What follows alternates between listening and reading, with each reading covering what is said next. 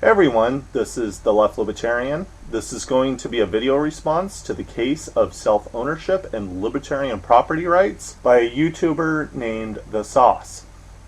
I'm not sure what The Sauce believes is the left libertarian position on the subject of property because for the most part, he addresses capitalist notions of property rights, but they also happen to belong to a long history of left libertarian thought, starting with Proudhon. I'm not going to reiterate his argument here because he doesn't make a case against left libertarianism. If I'm not mistaken, I think The Sauce believes that left libertarians adhere to a free-for-all commons, which is absolutely not the case. In fact, with a couple of minor points, I agree with everything in the first 11 minutes. Oddly, The Sauce never actually makes a case for private property even after 20 minutes. At this point, I would like to make a case against what is called private property and a case for left libertarianism. The main difference between right and left libertarian position on property is really where one draws the lines. For instance, unlike neoliberals, ANCAPs limit what can be considered private property, such as their rejection of intellectual property. On this, we would agree. But the left libertarian pulls back a little further. We would also agree that your home and everything in it belongs to the individual, and that the individual is justified in using force to stop someone from entering one's home without permission. In the left libertarian view, the individual has a monopoly over their home. In this case, we can extend the traditional definition of monopoly to include any case where one individual or group has exclusive control over a defined resource within a set of resources. In other words, in addition to an entity having exclusive control over a product or service in the market, it is possible to define a monopoly in parts, such as the case of intellectual property, where it is possible for a single party to exert control by force over a specific part of a playing field. For example, Bill Gates, under a corporate synonym, has a monopoly over the Windows operating system. This monopoly is backed by the use of force, which means anyone using Windows without paying for it are threatened with jail time. Due to this violent backing, Bill Gates has the ability to charge an extra fee. Without this backing, it's unlikely that Bill Gates would be rich. In economic terms, intellectual property is taking something that is technically abundant, non-rivalrous, and non-excludable, and making it scarce, rivalrous, and excludable. Left libertarians make a distinction between what is private property and what is personal possession. Not to be mistaken with the home and possessions designed for personal use, private property is a concept that is not acceptable within the left libertarian philosophy. ANCAPs usually base private property on the homesteading principle, although its foundation is usually premised on self-ownership, which I'll return to shortly. Homesteading is the belief that when someone mixes their labor with unowned land, they become the rightful owner. Again, most left libertarians aren't going to disagree with this. However, sticky issues begin to arise at this point, and many ANCAPs tend to gloss over important factors. For instance, suppose that I homestead some land and plant corn. I hire a worker, and they also mix their labor with the land. Now we are both entitled to the fruits of our labor, which nobody is going to disagree with. But suppose I travel to another state and plant some corn while my worker plants and replants the crop in the old location. Why should it be that I receive the fruits of labor when I haven't actually labored?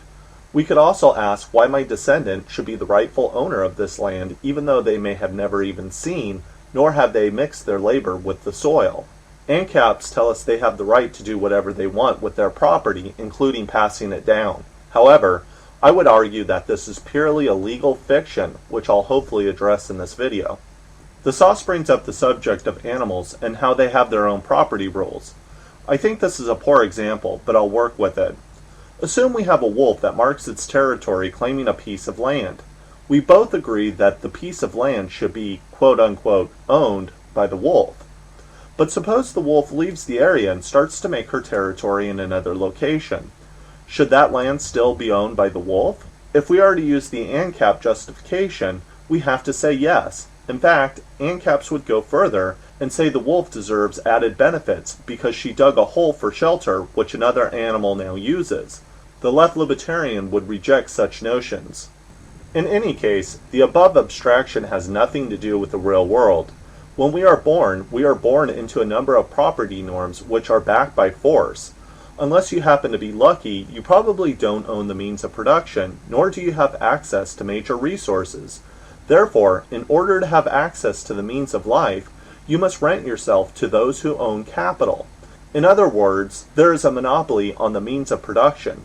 There is a legal privilege which redistributes resources to a very small group of people within society. This legal privilege determines that the means of production and major resources become scarce.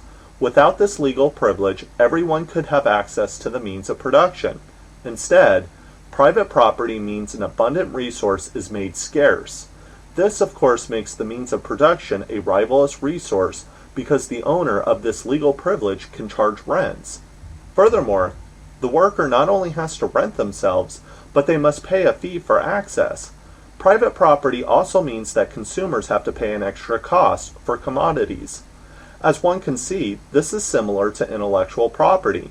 In both cases, you have a legal privilege that redistributes resources to a small elite within society. This is the reason so many left libertarians point out the fact that ANCAPs are really for a type of elitist philosophy, and they believe elites should ultimately run the world, including how precious resources are used, what investments should be made, and control the institutions that affect everyone. Before we even talk about private property, there is a small issue that ANCAPs have to deal with, which is the fact that left libertarianism is a philosophy of anti-authoritarianism. Once individual sovereignty is established, left libertarians don't just jump over to the issue of property, because we have to know what limits human action. For the left libertarian, human action or individual autonomy is restricted by some form of authority, which is usually presented within an organizational hierarchy. This would include organized religion, capitalism, the state, military, police, education, patriarchy, etc. In these organizations, power is distributed to the top and superiors control people below them. When subordinates in the organization don't conform to established rules designed by the powerful, punishments are used to force compliance. ANCAPs actually skip this step in their reasoning about human action because they reduce individual autonomy to property rules. However, power and institutions are intimately tied to individual autonomy because they establish how people act. Because ANCAPs establish liberty in the context of private property, they reduce the limitation of human action to that of only physical violence. But this seems to be a rather bizarre philosophy to explain the limitation of human action because it says the only way to limit human action is by violence, which is an absurd statement. The majority of human action is restricted by other forms of control. In fact, in a society where one can't control one by the use of force, people will just turn to other methods of control. And if markets are as great as ANCAPs claim, this control will better over time. Furthermore, all you seem to be doing is reproducing current-day hierarchical institutions and replacing them in an ANCAP society where the limitation of human liberty is just going to be reestablished. The only thing you seem to be doing is taking away violent coercion and replacing it by situation or institutional coercion. But even this claim is false. Both left libertarians and ANCAPs claim to believe in voluntarism. However, private property is by no means voluntary. It is backed by the use of force, and it is therefore not voluntary in any meaningful way. This force allows for the redistribution of wealth, power, and privilege to elite minorities who control the majority. Once force is used to establish private property, hierarchical organizations flourish. Just like all property regimes beyond personal use, feudal, the modern state, or private property, the majority of institutions will have concentrated centers of power. In other words, private property is just new wine into old wineskins. Furthermore, while ANCAPs say left libertarians could create a self-managed firm or autonomous communities within stateless capitalist society, they don't seem to realize that this isn't true because you've cut out the major incentives involved. Therefore, you aren't likely to ever find left libertarians who promote any kind of private property, especially when it goes against their anti-authoritarian philosophy. Further, private property creates a certain framework in which companies must act within, essentially turning the firm into more or less a capitalist firm. This is the main criticism of cooperatives today. Occupancy and use produces very different results. For starters, occupancy and use norms are a product of free association among equals, whereas private property is an association based on seizure of land, whereby one is compelled by the need to associate. Every person has access to the means of production, which means they don't have to rent themselves to another while also paying a fee for access. Therefore, occupancy and use organizations are based on horizontal bonds, which means members have more autonomy within the organization and have a voice in the decisions that affect their life. Members in these organizations have the ability to have mastery over their own work, allowed to use their own creativity, critical thought, and help make decisions about the future. Last, cooperation is incentivized between members, whereas competition is incentivized by private property, which is extremely wasteful, as I'll discuss in another video. I'd like to make one last point on this subject. Common ownership does not entail a free-for-all commons.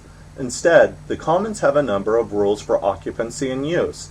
I believe that left-libertarian property norms take many of the positive aspects from private property, such as the ability to resolve disputes and create clear guidelines for use. Many ANCAPs have criticized occupancy and use on the grounds that once someone leaves their home or car, one could simply occupy such a property. After 180 years of thinking about property, it would be absurd to think nobody had thought of such an error. In reality, property works within a larger framework of the community where particular rules are established. For example, one may leave their home to help a parent or grandparent for an extended period of time, perhaps a year, without the fear of losing their home. At the same time, one could abandon their home for 6 months while the property might be reoccupied. In other words, there are going to be particular rules for ownership, and every member will know those rules prior to occupancy. One advantage of occupancy and use is that idle resources can be used. For example, if one were to drive into many small towns or places such as Detroit, they would find many abandoned buildings that are owned by the bank. With occupancy and use, members in the community can pick up these idle resources and put them to good use by empowering themselves. With private property, you would have private police or state police to protect the interests of banks, even though the enterprise has clearly failed. As I said before, the difference between left-libertarian and ANCAPs is actually small, but the difference have an enormous impact because they shape how institutions are organized and how members interact with each other. Left-libertarians take many of the negative elements from private property, such as the abuse of property, the creation of hierarchical institutions, antisocial behavior caused by the pursuit to be rich, idle resources, fees for monopoly use, added expenses for consumers, and a redistribution scheme that empowers a small group over the majority. In the second half of his video, the sauce turns to the subject of self-ownership, which seems to be working backwards because private property is justified by self-ownership rather than the reverse. I prefer to start with self-ownership because property is premised on this concept. Once you remove the justification for self-ownership, the case for private property becomes untenable. I should also say that left-libertarians do not reject self-sovereignty, and some left-libertarians, and even some socialists, advocate a type of self-ownership. However, I'll be addressing the proprietarian version of self-ownership in this video. The sauce makes the case that the mind, or consciousness, controls the body. This is interesting for a number of reasons. The first is that traditionally, self-ownership isn't a physiological claim, but an ethical claim. But even assuming this is a physiological claim, the argument still fails. First off, this argument seems to suffer from a problem of dualism because the mind, or consciousness, is the body. They aren't separate entities, but an intertwined system. In fact, self-ownership seems to reinsert dualism into an argument which is long gone. Even more problematic is the fact that to have an owner implies something is owned, and if something is owned, it has to have an owner. In other words, an owner, or the mind, can't be the thing that is owned, which means it is unowned. This seems to be a real problem because this suggests that it could be owned by something other than itself, at least according to ANCAP logic. A further problem is the fact that ANCAPs claim that if you don't own your body, by definition, someone else can. If one cannot own one's own mind or consciousness, then who owns it? But assuming we could separate the mind and the body, we are met with a number of problems. First, it isn't clear that consciousness controls the body, and in many cases, we can say that the body controls the mind. After all, the mind needs a number of inputs, such as the senses, and those inputs are going to determine consciousness itself. Secondly, we can't establish why one part of the body should own any other part. For instance, does my leg own my toes? Or why couldn't my senses own my mind? There doesn't seem to be any clear answer to these straightforward questions. Another problem arises because self-ownership is supposed to explain private property. Instead, self-ownership relies on private property, or homesteading, to explain how one comes to own their own body. So which is it? Does self-ownership justify private property, or do we slip in private property through the back door to explain self-ownership, then go on to explain private property? The whole thing relies on circular reasoning. At the very least, if we homestead our body, then self-ownership can't possibly be an axiom, because it relies on a number of other propositions. The sauce then says that we own our own body, which is a physiological fact. For instance, I can cut off my arm and sell it to someone. But this isn't an ethical theory and falls into the ethical is-ought dichotomy. From my own experience, I've noticed that ANCAPs will often switch position from an is claim, like I can cut off my arm, which is a physiological fact, and then make an ought claim, like saying that one shouldn't initiate force. They essentially conflate the two, but rarely notice they've made a major error in the process, and the sauce is no exception because they do exactly this. I also notice that the sauce makes a fundamental error about resource use, which I disagree with. He says that if one is the first user of a resource, they should have exclusive right to do with it as they please. There is a lot to disagree with here. First, many just assume that resources are either rivalrous or non-rivalrous.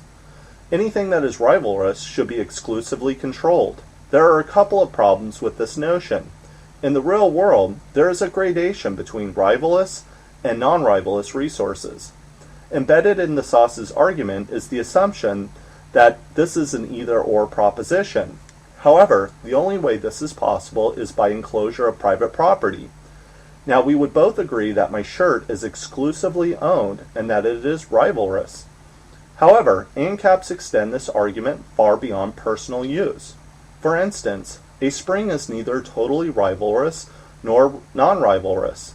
However, if you turn the spring into private property by the use of force, it becomes a rivalrous resource by the act of legal privilege. What this means is that the proprietor could hire 1,000 workers to clear-cut a mountain forest. Once they are done, the proprietor owns the entire mountain. There is a huge difference between personal use, such as a shirt, which should be exclusive, and an entire mountain. However, ANCAPs don't distinguish between the two. For them, they are the exact same thing, and if you happen to walk on that mountain, they can use violent force against you. Secondly, I don't believe the earth and its resources can or should be used and abused for the sole benefit of human beings. I won't go into the argument here, but I think nature has its own intrinsic value beyond what utility it brings to consumers. I also think we are responsible for what we hand over to future generations. The sauce then appeals to the fact that we have a semi-private property regime, and that to undermine that would lead to a lot of problems. However, he is assuming private property is just and legitimate. I hold no such value, and neither do left-libertarians, so this argument is falling on deaf ears.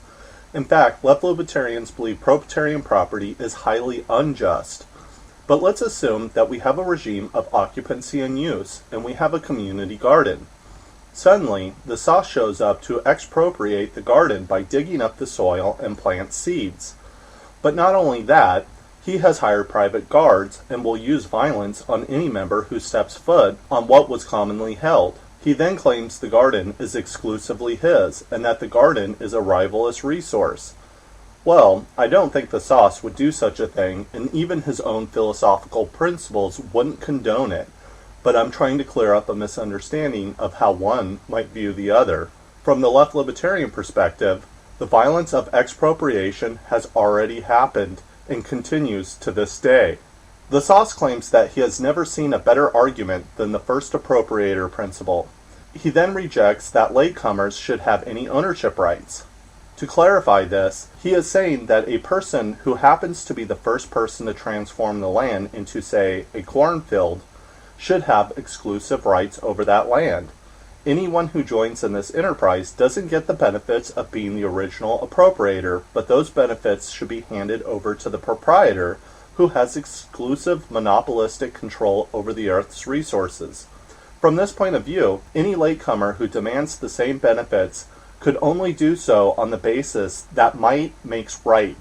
However, one forgets that private property is not a natural institution, but a human-designed institution. Therefore, one could just as easily say that private property is based on might makes right, especially since it requires might, that is, force.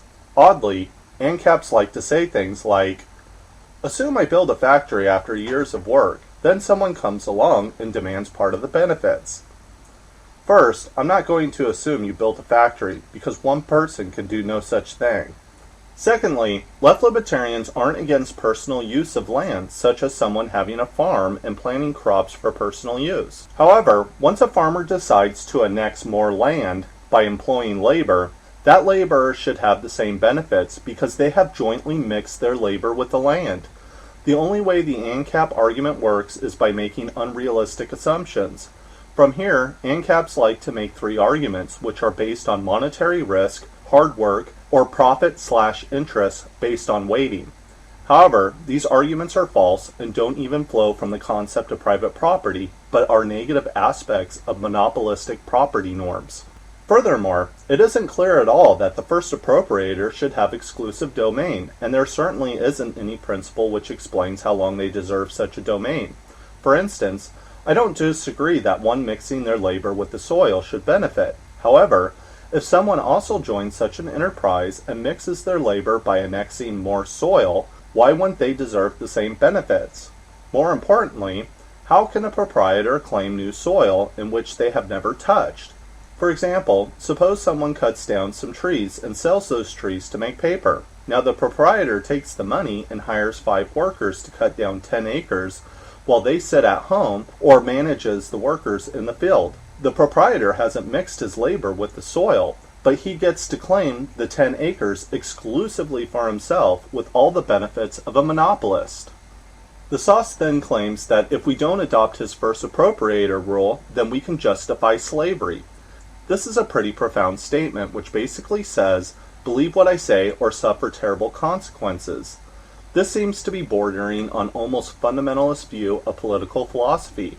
However, if one takes a little bit of time, they will find a number of philosophical justifications which don't lead to slavery. We don't live in an either-or world, and there are even a number of nuances within property debate which we haven't even bothered to discuss, such as Locke's provisio. Well, I have a lot more to say on this subject, but I'll move on.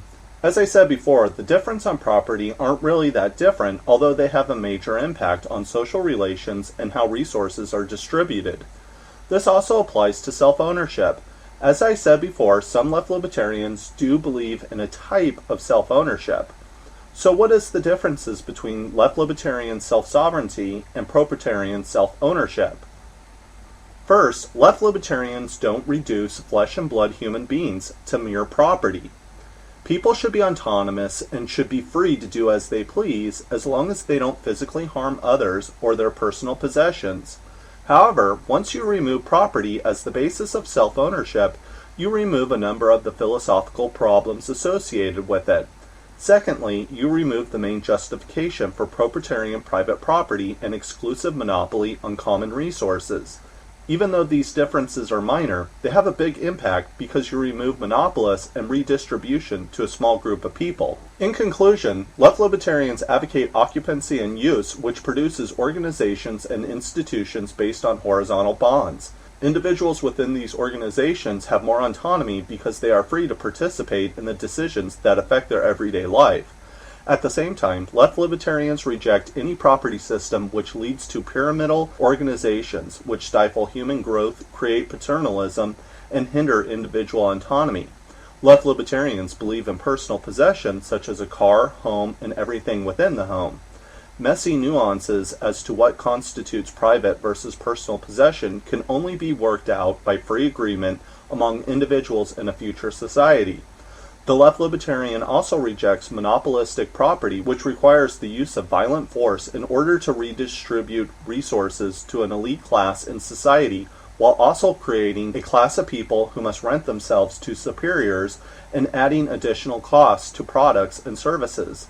Self-ownership is rejected because it is philosophically incoherent and is replaced by self-sovereignty, which takes into account the source that limits human liberty. In this case, individuals are free to do as they please, but left-libertarian institutions are specifically designed to allow for human growth, self-realization, and the maximization of positive human attributes.